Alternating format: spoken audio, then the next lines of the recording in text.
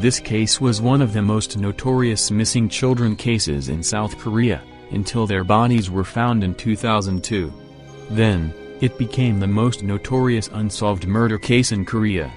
When 5 boys did not return to their village one day, their parents had to face their worst nightmare. March 26, 1991, 5 grade schoolers went missing in Mount Woryong, situated in Daeso district of Daegu, South Korea. Initially, the children told their parents that they are heading to Mount Woryong to find some salamander eggs for fun. When the boys went missing, news stations reported about their disappearance, and they swapped salamander eggs for frog eggs because most Korean people weren't familiar with salamanders. Because of this, the boys gained the colloquial moniker of the Frog Boys. Victims are Kyeol Won-woo 13-year-old, Ho Yeon-jo 12-year-old, Young-ji Kim 11-year-old, Chan-in Park 10-year-old, Jong-sik Kim 9-year-old. March 26, 1991 was a temporary holiday, as the first regional election in Korean history was held nationwide. Around 8 a.m. in the morning, 6 children attending Sungso Elementary School, 5 victims and Tae-ryong Kim, were playing near Ho Yeon-jo's house. But a tenant at Jo's house complained they were being too loud, told them to go somewhere else and play. One of the 6 boys, Tae-ryong Kim, left the group around this time to get home and eat breakfast. The rest of 5 children headed to nearby Mount Woryong, with tin cans and sticks in their hands. Ho Yeon's brother Mu Yeon stumbled upon them while bicycling around the town. The children told him they were going to Mount Woryong, looking for salamander eggs. Later, Tae-ryong attempted to join the group again. He caught up with the group at the entrance of Woryong hiking trail. But after hearing that the group will hike Mount Woryong, Tae-ryong was afraid of his mother's stern warning to not stray too far away, and decided to come back home, unknowingly avoiding the dark fate the rest of children met with. Around 6 p.m., the children's parents realized something was very wrong and started searching through Mount Woryong. They could not find anything and called the police. 7:50 p.m. Police presumed the kids got lost in the mountain and combed through Mount Woryong until 3 a.m. They could not locate the children. Not long after children went missing, the nation was talking about their disappearance. 5 children going missing at the same time was unheard of in South Korea. There were countless theories kidnapping. It was a big business to kidnap children and force them to beg on streets, North Korean spies, even UFO. There were rumors that a leper killed them, after a myth that consuming a child's liver raw cures leprosy. 11 years later, attention to this case had been mostly dissipated, and people forgot about this case for a while. A man was climbing Mount Woryong to forage acorns, and found bodies of 5 children. The site used to be within the facility of ROK Army 50th Infantry Division's shooting range, according to the Korea Jungang Daily. South Korea's president at the time, President Roh Tae-woo, undertook a massive search, dispatching a police force of 300,000 and operating a special investigation center to look for the boys. They searched reservoirs, irrigation waterways, bus terminals and stations nationwide. Schools, companies and civic groups made donations totaling 42 million won, $35,000, as a reward to those who found the boys, the publication reported. But none of these efforts were successful and the boys remained missing. There seemed to be no clues. Rumors abounded about the disappearance. Some speculated that they had been kidnapped by a mentally ill person, as reported by Korean Jungang Daily. On September 26, 2002, 11 years after their disappearance, all 5 of the boys' bodies were discovered by 2 men on Mount Woryong, only 2 kilometers from their homes. Initially, the police said that they had found no indications of homicide and that the most likely explanation is that the children froze to death. According to Korean Jungang Daily, the bodies were entwined, suggesting they tried to overcome the cold by huddling together.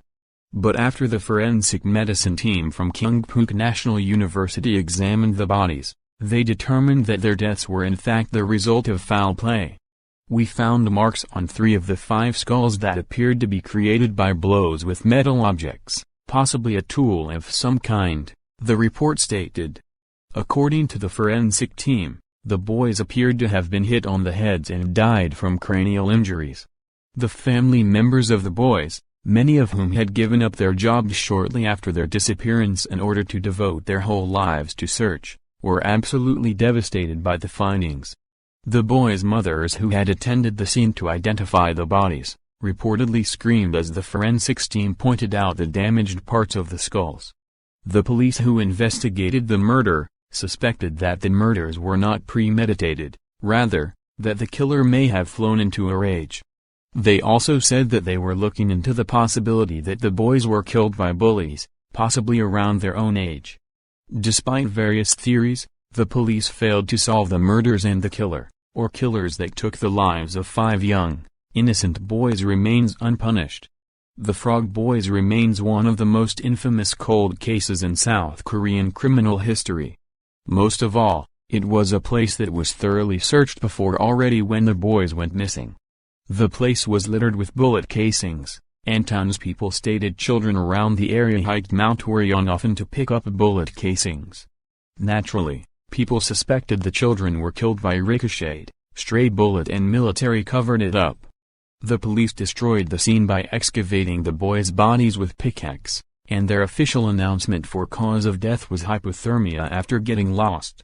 This upset the family and townspeople greatly, since the boys were very familiar with local geography, including Mount Woryong's hiking trails. Mount Woryong was more of a tall hill, rather than a treacherous mountain, so it wasn't somewhere you can get easily lost and die. Also at night, the town lit up bright that anyone could simply see that and climb down towards the town. A Korean TV program reenacted the theory in 2002, and made children around their age find their way back from Mount Woryong after sun went down. Don't ask me about the ethics of this experiment. The result: every single children came back to the town single-handedly, not scared even a bit. And after all, literally thousands of police and military forces were looking for them that night, combing through the mountainside. It was impossible they could not make contact with them. The children's bodies were covered by their own clothes, and one of them had the sleeves tied in a knot that was used in industrial settings. The police said this was an evidence that they were experiencing hypothermic episodes, covering themselves with their clothes to preserve body heat. They also stated that the knot denoted unreasonable behavior seen in hypothermia patients. Forensic scientists eventually found out it wasn't bullets or hypothermia that killed them, but a blunt weapon or fatal stabbing by bladed weapons. The bodies were too decomposed to pinpoint the cause of death. The statute of limitation for this case expired March 26, 2006. Witnesses said that around 9 a.m., a woman living near Mount Woryong coming home after voting witnessed the children. She overheard them talking about if they can come back in 2 hours.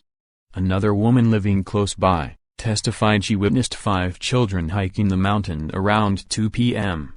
Kyeol-won's classmates, Kyung-yul Kim and Tae-sok Lee, testified that they saw the children at the entrance of the hiking trail around 12 p.m. The classmates saw the children and chatted with them shortly before lunchtime. According to the classmates, the children said they are going to Mount Woryong looking for bullet casings. Sun-hoon Ham, also a student of Sungso Elementary School, said he could not see them but heard them. Ham was living on the foothills of Mount Woryong, also scaling Mount Woryong that day for salamander eggs with his brothers. When he reached a graveyard on the mountainside of Woryong, he heard 2 screams spread 10 seconds apart. Since it was right before the lunchtime, he estimated it would have been around 11:30. In 2002, now a college student, Ham did an interview and said, "It is an unwavering truth. I heard screams that day. I will never be able to forget it." Interesting piece of information: Jong-sik Kim's mother Do Sun-ha, and Yong-ji Kim's mother Kyung-hee Choi, said they simultaneously felt gut-sinking feeling around 11:30 a.m., suspect the tools used for murder, suggested from fracture marks on their skull, were unusual.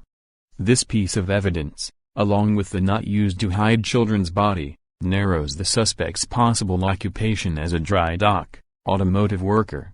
From the sheer cruelty of the case, perpetrator was most likely a single person, and was never apprehended for any other crime. Just know that this was a rough analysis made by a Korean forensic psychologist. Besides of this, not much is known. The questions are recent crime scene reconstruction by forensic scientists have found that the children would have been most likely killed on March 26, and buried soon after their death. Why did the military and police force miss their bodies in search? Why are there so many conflicting time accounts in witness statements? How did a single person overpower 5 grade schoolers?